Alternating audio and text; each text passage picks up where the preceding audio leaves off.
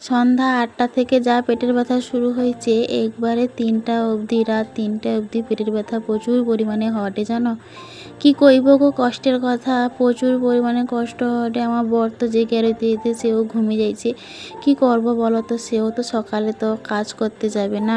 তার জন্য ভাবলি যে তুমিও ঘুমিয়ে যাও, আমি বসে আছি কি করব। আমার কোনো প্রবলেম হলে তোমাকে ডাকবো, তুমি উঠে পড়বো। আর কি করব, প্রচুর পরিমাণে পেটের ব্যথা হটে।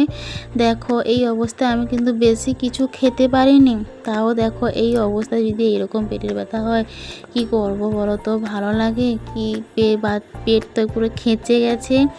ঠিক আছে, পুরো রাত 3টে পর্যন্ত আমি জেগেছিলাম, তারপরে ঘুমিয়ে গেছি। আর রাত্রিবেলা তো কিছুই খাইনি, সারা রাত না খেয়েছিলাম। সকালবেলা উঠে বরকে বললাম তুমি আজকে কাজে যাওনি তো, বাড়িতেই থাকো। তো বাড়িতেই ছিল, আর বরকে বললাম একটু রচা করে দাও, খালি মুড়ি খাবো। তো যেমন কথা তেমন কাজ, দুটো মুড়ি, খালি মুড়ি খাচ্ছি। আর এদিকে একটু চা করে নিয়ে এসেছিলো, চিনিবিহীন চা করে নিয়ে এসছে, একটু খেয়েছি। খেয়ে দিয়ে বললো রেডি হয়ে না, আমি ডাক্তারের কাছে নিয়ে যাব। তো বলে কোথায় চলে গেছে। আর আমি তো তখনই ভাবছি যে কোন শাড়িটা পরি।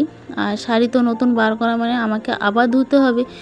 আর এই সময় তো জানোই বেশি তো কষ্ট করতে ইচ্ছেও হয় না, তার জন্য ভাবলাম এই শাড়িটা বার করা ছিল, তো এই শাড়িটাই পরে নিই। তো তার জন্য এই শাড়িটাই পরবো ভেবেছি, আর ওই শাড়িটা আমি রেখে দিলাম। তো চলো শাড়িটা পরে আসা যাক। তো শাড়িটা আমার এখন পরা কমপ্লিট হয়ে গেছে। আর আমার তো অবস্থা পুরো কাহিল হয়ে গেছে, প্রচুর পরিমাণে দুর্বল। আর কি যে ঘুম পাইছি, আর কি কইব তোমাকে কষ্টের কথা। আর এই অবস্থায় যে কি কষ্ট হয়, 10 মাস পেটে রাখবো, তারপরে বেবি হওয়ার পরে যে কি হবে তা ভগবান জানে। যাই হোক, চুলটা তো পুরো পাগলির মতো ছিলাম, তো তাই চুলটা একটু চিরুনি করে নিলাম। চুলটা চিরুনি না করে তো আর হবে না। কাপড়টা পিন আপ করিনি, তো বরবাবু এলেই তখন পিন আপ করবো। আর কি করবো বলো তো, ধরতে পারি না, একলা আমি কাপড় পরতে পারি না। তার জন্য ও এলেই ধরে দেবে, আর আমি পরে নেব কাপড়টা। আর এখনও পর্যন্ত আসছে না, আমাকে রেডি হতে বলে কোথায় চলে গেছে, এখনও অবধি আসে না। না সরি গো, আমি মেয়েকে আনতে যাইছি, আমার না কইতে ভুলিছি, আর আমার মনেও নেই। আর এত শরীর দুর্বল, আমার কি মনে রাখা সম্ভব বলো তো। তারপরে কি একটু সিঁদুরটা পরে নিলি, কাও নেই যাওয়ার সময় সিঁদুরটা নেই বলে না যেন মানায়নি। আর তোমার তো জানো আমি তো সাদা মাটার লোক, তেমন কিছু সাজি না, এই তো সেপ সাপ এইরকমই। তারপরে ভাবলাম দুটো মুড়ি খাই, খিদাও পেয়ে গেছে। তার জন্য যে কিছু তো মুখে তো রুচি নেই, কিছু স্বাদ নেই, কিছু না। তার জন্য 3টে বাতাসা নিয়ে নিয়েছি, একটা কাঁচা লঙ্কা নিয়ে নিয়েছি, আর নিয়ে নিয়েছি একটু নুন। উফ, নুনটা দিয়া খাইতে কিন্তু একটু ভালো লাগলো। তারপরে লঙ্কাটা কেটে নিতে বাবা কি ঝাল কি ঝাল, কি কইব। আর আমি তো বেশি ঝাল খাইতে ভালোবাসি টিকো, খুব কম ঝাল খাই আমি। তারপরে লঙ্কাটা দলিয়া করে মুড়িটা খেয়া করে ডাক্তারের কাছে চলে এসেছি আমি এখন। এবার দেখো এখানটায় যে কি ভিড়, এখানে তো নাম লেখানো হয়েছে নি আগে। এই সাগরে এখন কতক্ষণ বসে রইতে এবারে আমার ডাক পড়ছে। আমার বর তো যাইছে খাইতে, ও তো খাই আসছে নি, কী করবে, ওখানে ঘুগনি আর পয়টা খাইতেছে। আমাকে বলে তুমি খাবো, বাবা বাবা শরীর এখন দুর্বল, পেট ব্যথা থেকে উঠছি।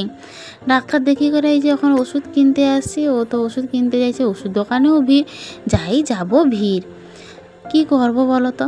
আর এদিকে দেখো আমি তো কাল থেকে খাইনি, আর দুপুরবেলাও 1 মুঠা খাইছি। আর এদিকে আমার বর দেখো আমার জন্য চাউমিন নিয়ে আসছে, কি ভালোবাসা কইতে পারবো না। এদিকে বকে মারে ঝগড়া করে, তারপরে দেখো অসুস্থ হইলে আবার কত সেবা করে দেখছো।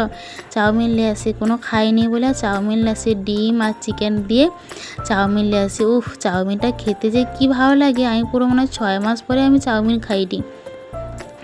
দেখে তো জিভে জল চলে আসছে। যাই হোক, তোমার চাউমিন খেতে কি খুব ভালোবাসো অবশ্যই জানিও। আর এই প্রেগনেন্সি অবস্থায় তোমাদেরও কি এই সমস্যা হয় অবশ্যই জানাইবো। আর চাউমিনটা খাইতে থাকি, তোমার কিন্তু এইরকম ব্লগ পেতে অবশ্যই চ্যানেলটা সাবস্ক্রাইব করে পাশে থেকো। দেখা হচ্ছে পরের ব্লগে, সবাই কিন্তু সুস্থ থাকবো, ভালো থাকবো। আর আমারে কিন্তু খাইতে থাই, ঠিক আছে। আমি আর আমার মেয়ে তো সস ঢেলাই যাবে। আমার তো সসটা অত ভাল লাগেনি, আর ডিম ভাজাটা খাইতে ভাল লাগেনি, ডিমের সিদ্ধটা খাইতে একটু ভাল লাগে। কি করবো, নিয়ে আসে যখন, আমি তো শুধু চাউমিনগুলো বেছে খেয়ে নিচ্ছি। আমার বরের তরে চাউমিন একটুখানি, আর ডিম আর মাংসগুলো রেখে দিচ্ছি। চিবা মাংস খাইতে তো আমার একটুকু ভাল লাগেনি, তবুও একটু খাইছি। যাই হোক, চাউমিনটার স্বাদ কিন্তু হেভি হয়েছিল জানো, খুব সুন্দর। উফ, চামচ খোঁজার সময় হয়নি, একা হাত দিয়ে করে ছাঁটিয়ে দিই মাল একবারে। কতদিন খাইনি বলো তো, পুরো রাক্ষসের মতো গিলতে আছি। যাই হোক, আজকে ব্লগটা এতটুকুই।